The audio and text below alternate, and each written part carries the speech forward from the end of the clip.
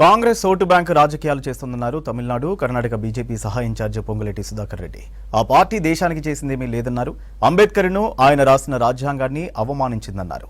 కేంద్ర ప్రభుత్వ సంక్షేమ పథకాలపై ప్రధాని బొమ్మ ఉండాల్సిందేనన్నారు సుధాకర్ రెడ్డి. ఇక పద్మ అవార్డులపై రాజకీయాలు చేయడం సరికాదన్నారు.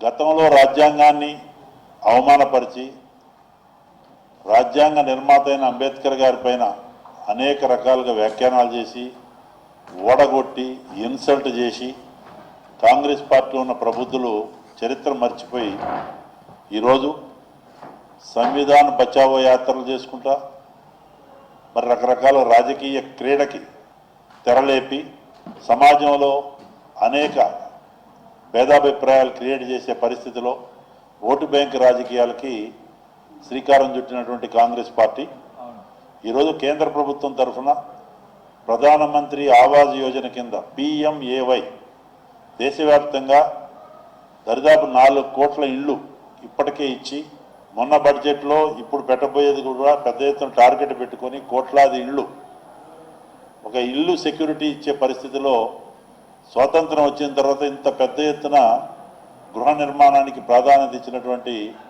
పరిస్థితి ఒక్క భారతీయ జనతా పార్టీ నరేంద్ర మోడీ గారి నాయకత్వంలో తమిళనాడు ప్రభుత్వం కూడా గతంలో అనేక ఉల్లంఘనలు చేసి అనేక సెంట్రల్ స్కీమ్స్ కూడా తమ స్కీమ్ కింద పెట్టుకొని వాళ్ళ యొక్క రంగు వాళ్ళ ఫోటోలు వేసుకొని ఇటు కర్ణాటకలో కూడా అదే పరిస్థితి ఉన్నటువంటి ప్రతిపక్షాలు అధికారంలో ఉన్న రాష్ట్రాల్లో ఇది పరిపాటి అయిపోయింది.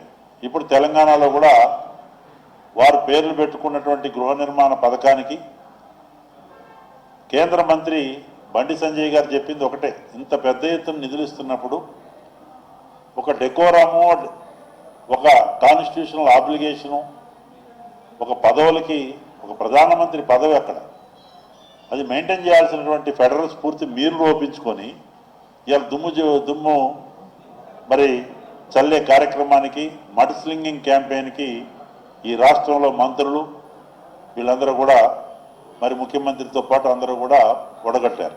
ఎంతసేపటికి ఏదో కేంద్రం ఇచ్చే నిధులను కూడా మీ ఖాతాలో వేసుకుంటూ రాష్ట్ర ప్రభుత్వం ఇంప్లిమెంటింగ్ అథారిటీ అయినప్పటికీ స్పష్టం చేయండి, కేంద్రం నుంచి నిధులు వస్తున్నాయి, ఈ సివిల్ సప్లై డిపార్ట్మెంట్లో బియ్యంలో ఇన్ని వస్తున్నాయి, అనేక రకాలుగా వైట్ పేపర్ మీరు పబ్లిష్ చేయండి.